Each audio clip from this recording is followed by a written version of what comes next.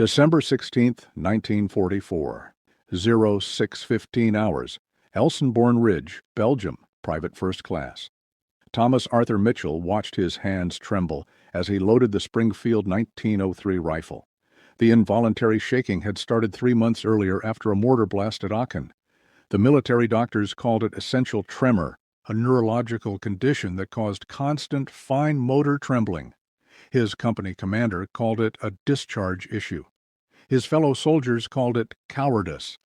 Around him, the 299 Infantry Regiment's scouts and snipers prepared for what intelligence predicted would be the largest German offensive since D-Day. They carried the finest precision rifles the U.S. Army possessed. Steady hands, calm nerves, years of training. Mitchell carried a standard-issue Springfield with iron sights and hands that shook constantly. The medical board had recommended his removal from combat duty 3 weeks earlier. His platoon sergeant had mocked him during qualifying, suggesting he couldn't hit a barn from inside it. His fellow snipers had quietly requested he be transferred, arguing that a sniper who couldn't hold steady endangered missions. What none of them knew was that in exactly 9 minutes, those shaking hands would account for 27 confirmed German kills at ranges between 300 and 800 yards. What the German soldiers of the 12th SS Panzer Division advancing through the morning fog couldn't know was that they were about to encounter a marksman who had transformed a debilitating medical condition into the most devastating rapid-fire precision shooting demonstration in American military history.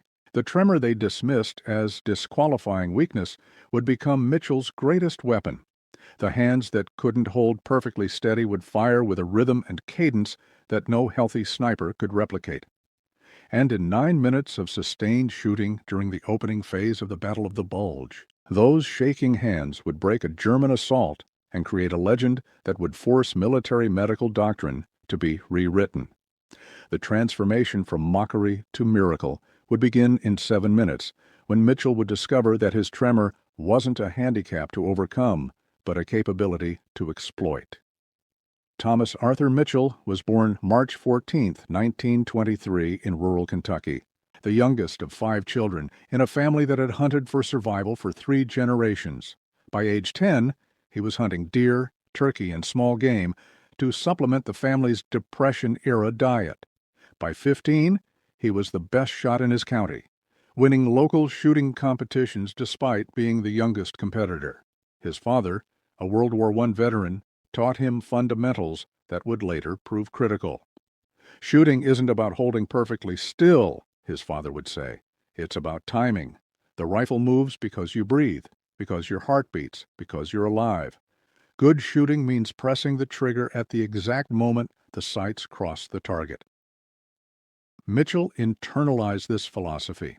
While other shooters tried to eliminate all movement, Mitchell learned to work with natural motion.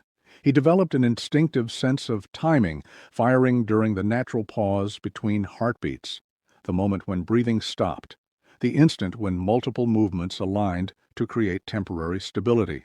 He enlisted in the Army in June 1943 at age 20. His marksmanship scores at basic training were exceptional. At Fort Benning, he qualified expert with every weapon system. His drill instructors identified him as potential sniper material and recommended specialized training. By March 1944, Mitchell was assigned to the 299 Infantry Regiment as a designated marksman. His first combat came during Operation Overlord, landing at Omaha Beach on June 7th, D-Day +1. He fought through the Normandy hedgerows, participated in the breakout at St. Lo, and advanced with his regiment through France and into Germany. By September 1944, he had accumulated 17 confirmed kills and a reputation as one of the regiment's most reliable marksmen. Then came Aachen. October 10, 1944.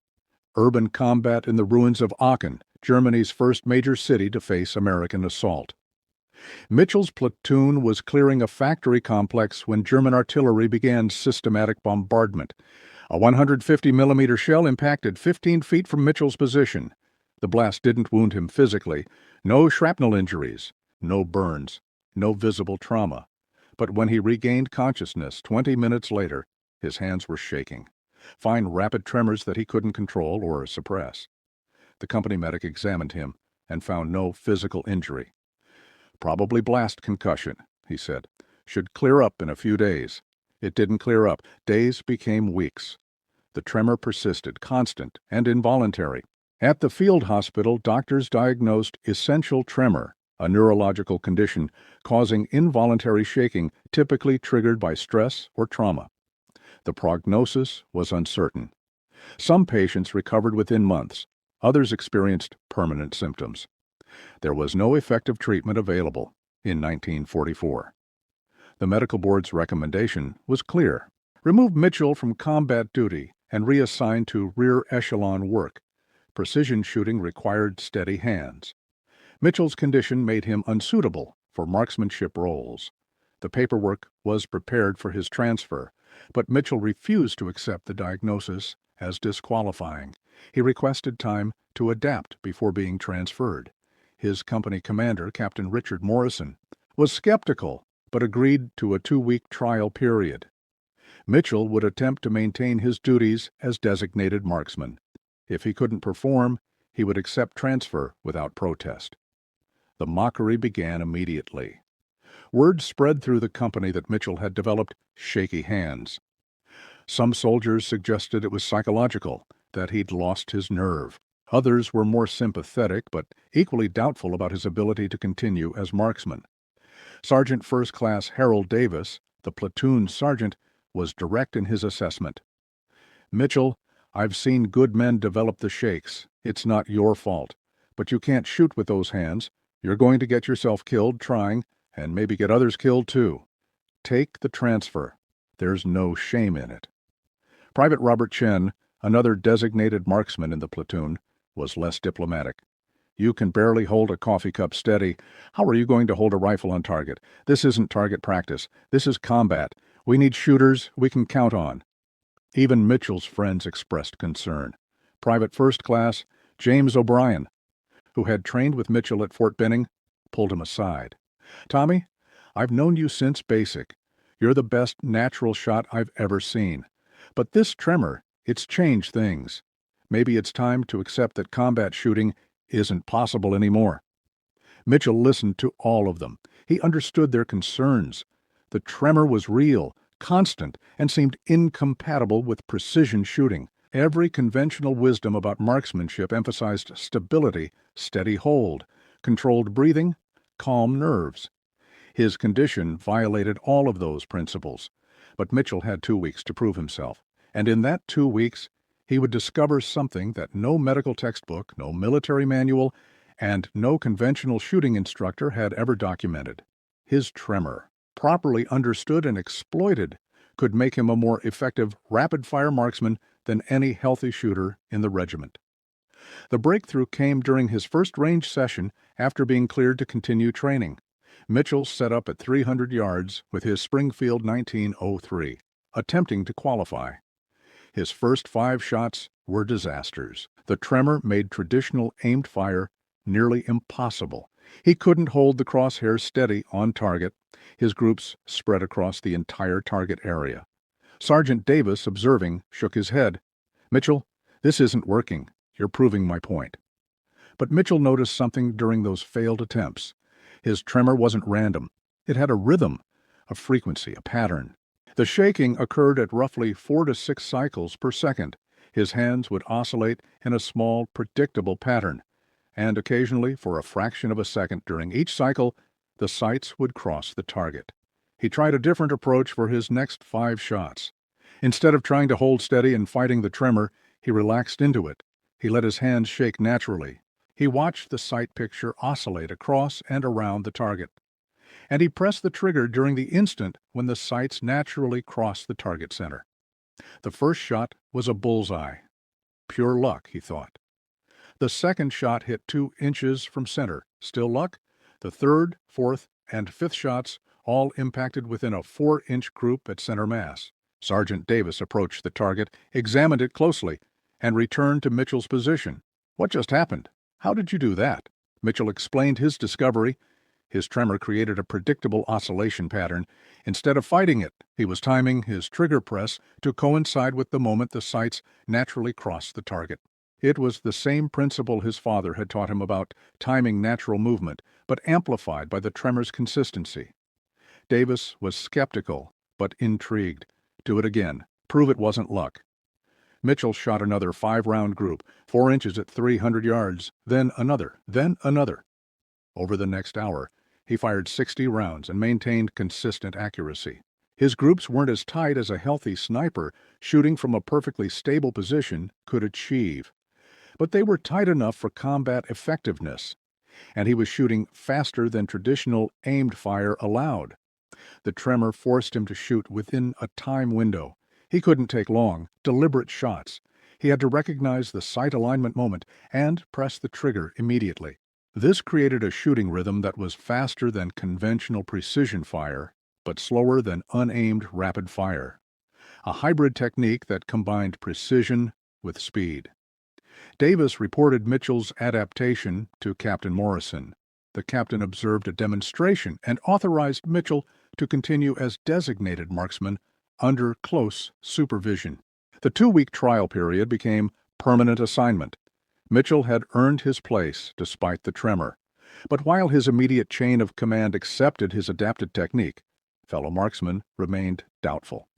They'd witnessed his qualification, but questioned whether it would translate to combat stress. The range was controlled, predictable, and safe. Combat was chaotic, stressful, and deadly. Many believed Mitchell's technique would fail under actual combat conditions. That belief would be tested at Elsenborn Ridge. By mid-December 1944, American intelligence had noted increased German activity along the Ardennes front. Intercepted communications suggested a possible offensive. The 299 Infantry Regiment was positioned along Elsenborn Ridge, a commanding terrain feature overlooking approaches from Germany. Mitchell's company, Company C, held a critical section of the ridge with clear fields of fire extending over 1,000 yards. The position was ideal for defensive operations. Multiple prepared positions provided cover and concealment. Overlapping fields of fire covered all likely German approach routes. If the Germans attacked here, they would face murderous defensive fire. On the evening of December 15th, final intelligence updates confirmed massive German forces assembling opposite the Ardennes front. The attack would come tomorrow. The 299 Infantry was ordered to hold Elsenborn Ridge at all costs. The ridge's commanding position anchored the northern shoulder of what would become the Battle of the Bulge. If it fell, German forces could exploit northward and potentially unhinge the entire American defensive line. Mitchell spent that evening preparing. He cleaned his Springfield thoroughly, a 1903 model with iron sights that he'd carried since Normandy. He organized his ammunition, 150 rounds of .30-06, arranged in stripper clips for rapid reloading. He verified his range cards, noting exact distances to key terrain features and likely German approach routes. Most critically, he practiced his timing. He dry-fired repeatedly, watching his trembling hands through the sights, recognizing the rhythm, developing the instinctive sense of when to press the trigger. By the time he slept that night, he'd dry-fired over 200 times, reinforcing the neural pathways that would be critical tomorrow. December 16th, 0530 hours. German artillery opened fire along the entire Ardennes front. The bombardment was the heaviest the Americans had experienced since D-Day. For 90 minutes, German guns systematically plastered American positions. The 299 Infantry Regiment took the full force of this preparatory fire. At 0615 hours, the artillery ceased.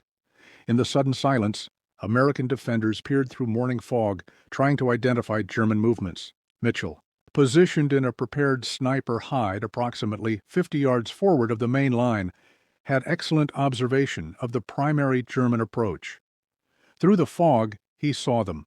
German infantry advancing in company strength, approximately 150 soldiers organized in assault formation. They moved confidently, believing the artillery had suppressed American resistance. Behind them, Mitchell could identify armor, likely Panther or Tiger tanks providing support. Standard doctrine called for Mitchell to report enemy positions and fall back before being overrun. But Mitchell saw an opportunity. The Germans were advancing across open ground, visible at ranges between 300 and 800 yards. They were concentrated, moving predictably, and completely unaware of his position. He had 150 rounds of ammunition, excellent observation, perfect fields of fire, and 9 minutes before German forces would close within assault range of the main American line. He decided to engage. If you're fascinated by these incredible stories of soldiers who overcame impossible odds and changed the course of battles, make sure to subscribe and hit that notification bell. We bring you the most detailed, meticulously researched accounts of history's most remarkable warriors every single week, and you won't want to miss a single story. Mitchell's first shot came at 06:17 hours, range 420 yards, target a German officer identifiable by his position at the front of the formation and his distinct uniform. Mitchell watched his trembling sights oscillate across the target. When the sight picture aligned, he pressed the trigger smoothly. The Springfield cracked. 420 yards away, the German officer fell. The Germans didn't immediately react. In heavy fog, determining shot origin was difficult. They'd taken artillery and machine gun fire for weeks. A single rifle shot didn't trigger immediate tactical response. They continued advancing. Mitchell's second shot, fired 6 seconds after the first, dropped a soldier near the center of the formation. Now the Germans recognized they were under sniper fire. Officers began shouting orders. Soldiers moved toward cover. The formation's cohesion began degrading. But Mitchell was already firing his third shot, and his fourth, and his fifth. The tremor that conventional wisdom said would prevent effective shooting was actually enabling unprecedented rapid fire. Mitchell wasn't holding for perfect aim between shots. He was letting the tremor carry his sights across the target zone and firing each time alignment occurred. Traditional sniper doctrine emphasized deliberate, aimed shots. A skilled sniper might fire 1 shot per minute when seeking maximum precision. Mitchell was firing 1 shot every 5 to 6 seconds while maintaining combat-effective accuracy. The tremor's rhythm allowed continuous shooting that steady hands couldn't replicate. His 6th through 10th shots targeted Germans who had found cover behind a low stone wall approximately 380 yards away. Even partial cover couldn't protect them. Mitchell was shooting so rapidly that Germans couldn't remain concealed long enough to be safe. They would expose themselves to observe or return fire, and Mitchell's next round would find them. By minute 3 of the engagement, Mitchell had fired 18 rounds and scored 16 confirmed hits. German casualties were mounting. More critically, the assault's momentum had stalled. Germans were seeking cover, treating wounded, and trying to locate the source of devastating accurate fire that seemed to come from everywhere and nowhere simultaneously. At 06:20, Mitchell's Springfield magazine was empty. 5 rounds expended. He reloaded with a stripper clip, a practiced motion that took less than 4 seconds, even with trembling hands. He was back in action before the Germans could exploit the brief pause. His shooting rhythm was mesmerizing. Fire, bolt action, fire, bolt action. The mechanical cycle merged with his tremor's natural frequency. His body had found a groove where all movements synchronized. The tremor that should have been handicapping was instead orchestrating the entire shooting sequence. Shots 20 through 25 targeted a German machine gun crew attempting to set up supporting fire. The first round hit the gunner. The second hit the assistant gunner reaching for the weapon. The third hit an ammunition bearer. The remaining crew members abandoned the position, leaving the machine gun silent. German return fire was intensifying. They'd approximately located Mitchell's position and were directing rifles, machine guns, and even mortar fire toward his area. But Mitchell's hide was well constructed with multiple firing ports. He would shoot from one position, then shift to another before German fire could be adjusted. His small profile and constant movement made him nearly impossible to suppress. At 6 minutes into the engagement, Mitchell had fired 37 rounds and achieved 32 confirmed hits. German casualties exceeded 20, killed with numerous wounded. The assault had completely stalled. German officers were trying to reorganize, but American machine gun and rifle fire from the main line had joined Mitchell's engagement, creating overlapping fields of fire that made German advance impossible. Mitchell reloaded again. His hands were shaking as always, but he felt no fatigue, no stress degrading his performance. The tremor was constant, regardless of external pressure. In a perverse way, his medical condition made him immune to the normal stress effects that degraded other shooters' accuracy under combat conditions. Shots 40 through 50 targeted Germans attempting to withdraw. Mitchell understood the psychological impact of preventing escape. Soldiers who believed they were trapped fought with desperate intensity or surrendered. Soldiers who could withdraw maintained morale and returned to fight later. He systematically eliminated Germans trying to organize retreat. At 8 minutes, Mitchell's firing rate slowed slightly, not from fatigue or ammunition shortage, but because surviving Germans had learned to stay completely concealed. Target opportunities decreased. But Mitchell adapted. He watched for any movement, any exposure, any mistake, and he punished every error instantly. His 51st shot struck a German soldier who exposed himself for barely 2 seconds while moving between cover positions, range 520 yards. The tremor carried Mitchell's sights across the moving target.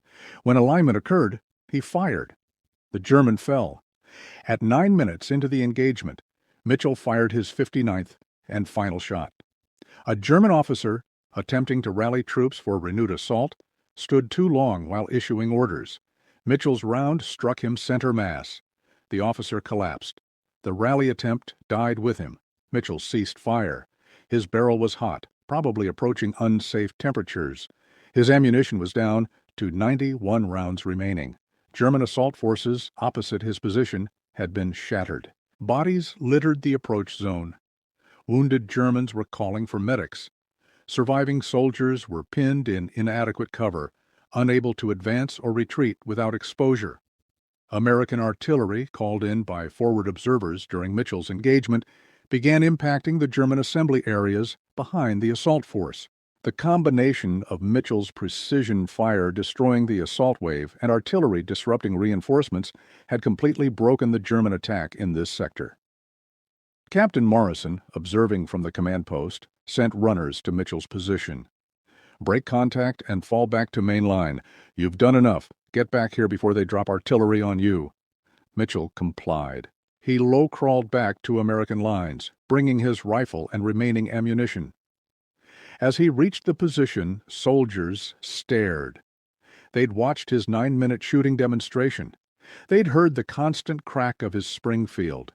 They'd observed German assault forces dissolve under precision fire that seemed impossible from a man with shaking hands. Sergeant Davis was the first to speak. "Mitchell, how many did you get?" Mitchell had maintained mental count during the engagement. 59 shots fired. I'm confident of 27 kills. Maybe more, but 27 I'm certain of. Another 10 to 15 seriously wounded based on how they went down." Davis looked at Captain Morrison. Morrison looked at Mitchell.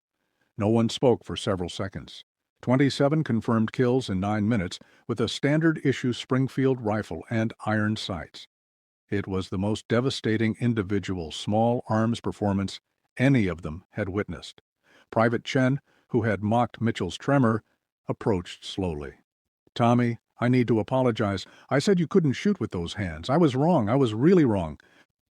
The statistical analysis of Mitchell's 9-minute engagement revealed numbers that seemed impossible. 59 rounds fired, 27 confirmed kills observed by multiple witnesses, 46% kill rate, additional 10 to 15 wounded, bringing the total casualty rate to approximately 60 to 70%. Average shot interval, approximately 9 seconds, including bolt cycling and target reacquisition. Average engagement range, 430 yards. Longest shot, 620 yards against a stationary target. Shortest engagement, 280 yards. Temperature approximately 32 degrees Fahrenheit, with heavy fog reducing visibility. To contextualize these numbers, typical combat rifle shooting achieved hit rates of 5 to 15% under ideal conditions. Sniper shooting with deliberate aimed fire might achieve 60 to 80% hit rates, but at dramatically slower fire rates, typically 1 shot per minute or slower. Mitchell had combined near-sniper accuracy with near-rapid-fire shooting rates, a combination that conventional marksmanship doctrine said was impossible. The German response revealed confusion and growing concern. The 12th SS Panzer Division's after-action report for December 16th documented the engagement. Assault on Elsenborn Ridge, Sector 7 stalled due to extremely accurate rifle fire from concealed position. Estimated casualties 35 to 40 from single weapon. Sniper employed rapid fire technique not previously encountered. Rate of fire suggested automatic weapon, but accuracy indicated precision rifle. Assault suspended pending artillery support. German survivors who were later captured provided testimony about the engagement's psychological impact. Grenadier Hans Müller, wounded during the assault, told interrogators, "We thought we were taking machine gun fire, but it was just one rifle, one man. Shooting so fast, but every shot hitting. You couldn't stay in cover. The moment you moved, you were hit. It was like he could see through walls." The psychological impact extended beyond the immediate engagement. German forces in adjacent sectors learned about the rapid-fire sniper at Elsenborn Ridge. Unit cohesion degraded. Soldiers became reluctant to advance across open ground. Officers avoided exposing themselves. The force multiplication effect of fear proved as valuable as the physical casualties. Captain Morrison filed a detailed after-action report documenting Mitchell's performance. The report went up the chain of command, reaching division and corps level. Medical officers who had recommended Mitchell's transfer began questioning their assessment. How had a soldier with essential tremor achieved shooting performance that exceeded healthy marksmen? The answer required understanding the biomechanics of Mitchell's adapted technique. Military doctors and shooting instructors were brought in to observe and analyze his method. What they discovered challenged fundamental assumptions about precision shooting. Traditional marksmanship doctrine emphasized eliminating all extraneous movement. Shooters were taught to hold steady, control breathing, minimize tremor, and press the trigger during a moment of perfect stability. This approach worked well for shooters without neurological conditions, but Mitchell couldn't achieve perfect stability. His tremor was constant, involuntary, and unavoidable. Traditional technique was impossible for him. So he developed something entirely different. His method exploited the tremor's predictability. Essential tremor typically oscillates at 4 to 6 hertz, 4 to 6 cycles per second. This created a regular, repeating pattern. Mitchell's sights would sweep across the target zone multiple times per second. During each cycle, there was an instant, perhaps 1/10 of a second, when the sights aligned perfectly with the target. Mitchell had trained himself to recognize that instant and press the trigger during the alignment window. His trigger press wasn't deliberate and slow as traditional doctrine taught.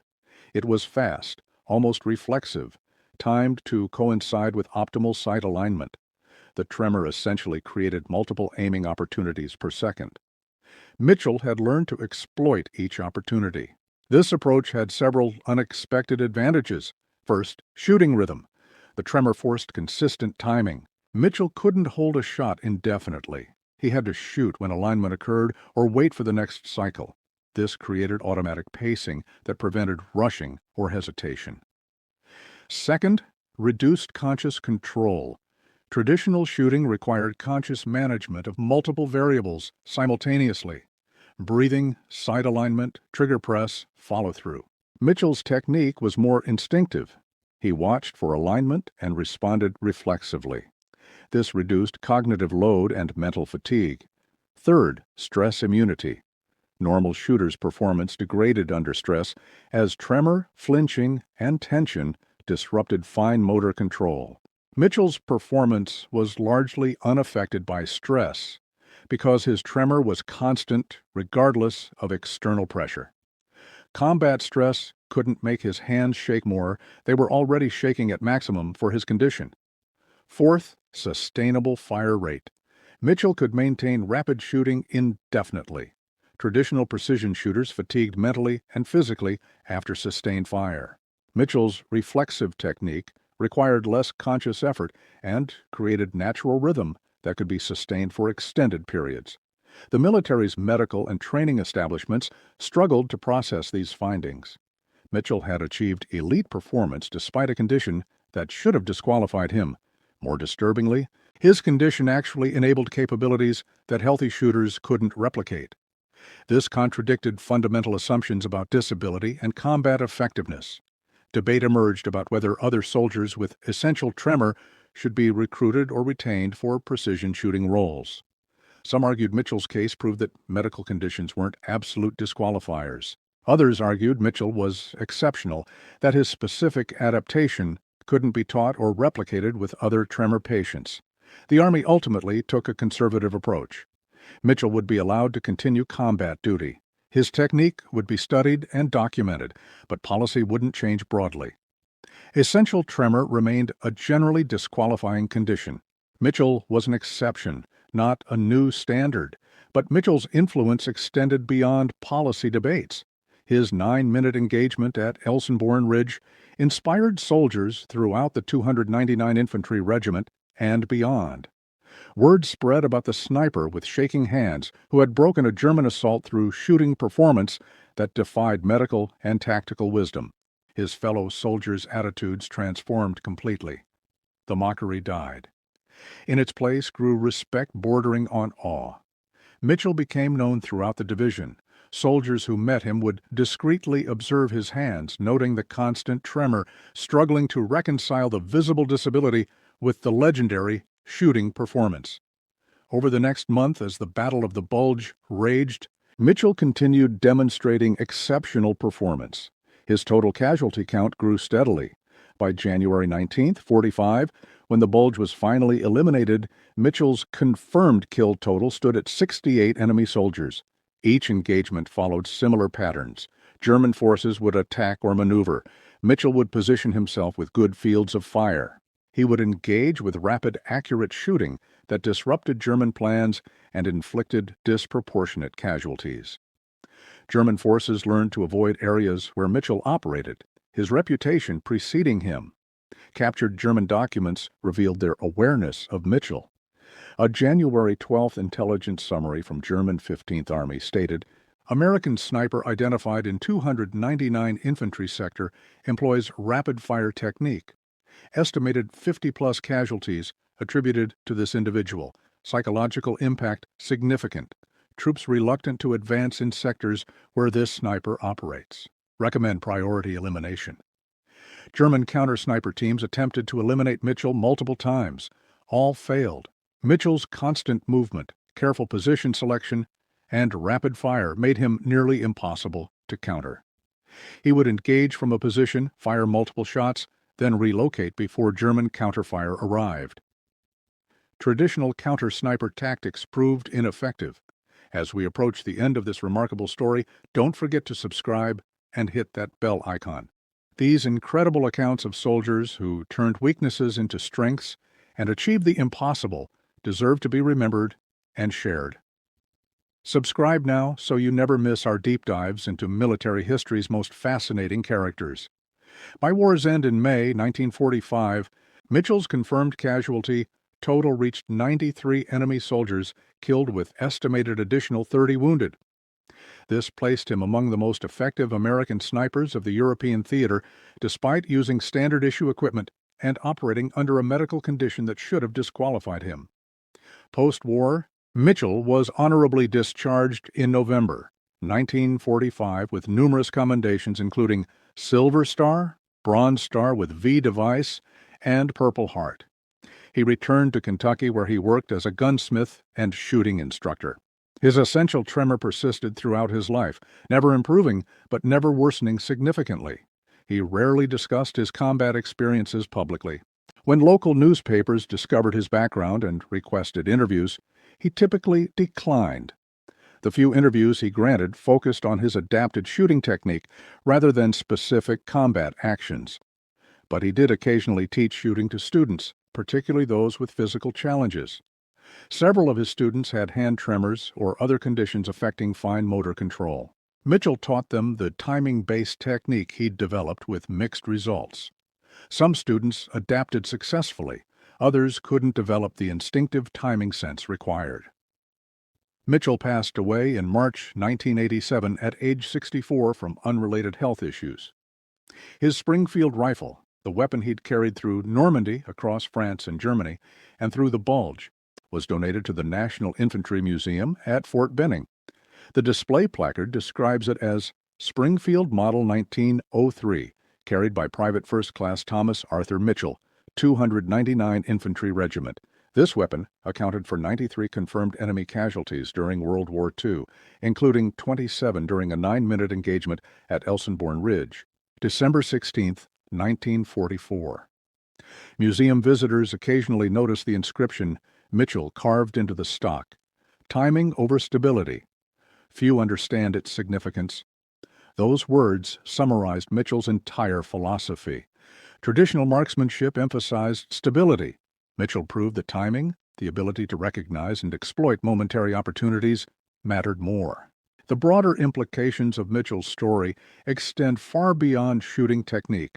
He demonstrated that physical conditions considered disqualifying might actually enable unique capabilities when approached creatively. He proved that conventional wisdom about requirements for success can be wrong, that different approaches can achieve equal or better results than traditional methods. Military medical policy gradually evolved partly due to Mitchell's example. While blanket prohibitions against certain conditions remained, there was greater recognition that individual assessment mattered more than categorical rules. Some soldiers with conditions that would have meant automatic discharge were retained and allowed to adapt, with several achieving distinguished service. Modern military shooting doctrine incorporates elements of Mitchell's rapid precision fire technique. While not attributed to him specifically, the concept of exploiting natural movement rhythm rather than fighting for perfect stability appears in current training. The influence is subtle, but present. The story of Thomas Mitchell and his shaking hands ultimately represents triumph of adaptation over adversity. He faced a condition that every expert said disqualified him from his chosen role. Medical doctors said he couldn't shoot. His superiors said he should transfer. His peers said he would fail. Conventional wisdom said steady hands were required for precision shooting. He proved them all wrong, not by overcoming his condition, not by suppressing the tremor, not by finding cure, but by embracing the limitation and transforming it into capability. He worked with what he had rather than lamenting what he'd lost. He innovated when tradition failed. He persevered when others recommended surrender. The 27 Germans who fell during 9 minutes at Elsenborn Ridge learned that assumptions about weakness can be fatal. The medical board that recommended his discharge learned that conditions don't determine capability. Approach does.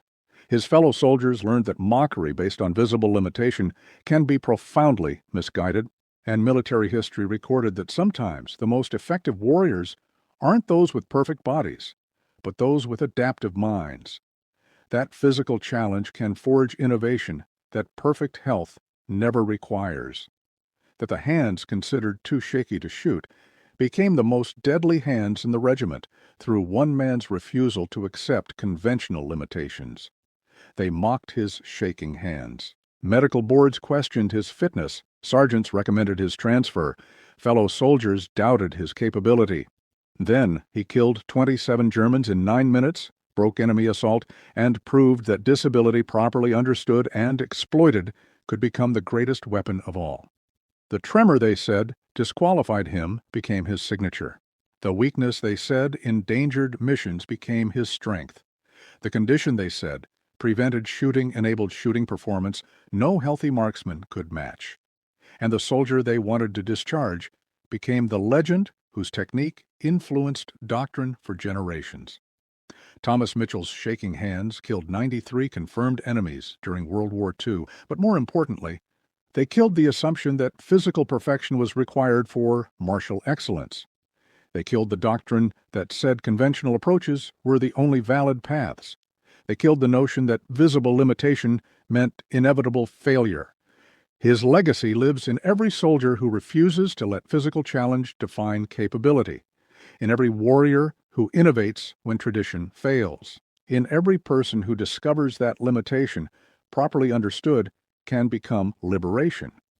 The hands that shook constantly never failed when timing mattered, and in the crucial moments when steady aim would have been too slow, those shaking hands delivered precision and speed that saved lives, broke enemies, and proved that excellence takes many forms. They are all valid. They are all valuable. And sometimes the most powerful weapon isn't the one that looks perfect, but the one wielded by someone who refused to accept that different meant lesser. Tommy Mitchell's shaking hand spoke 93 times during the war. 93 enemies fell, and history recorded that true marksmanship isn't about eliminating all movement, but about perfect timing within inevitable motion.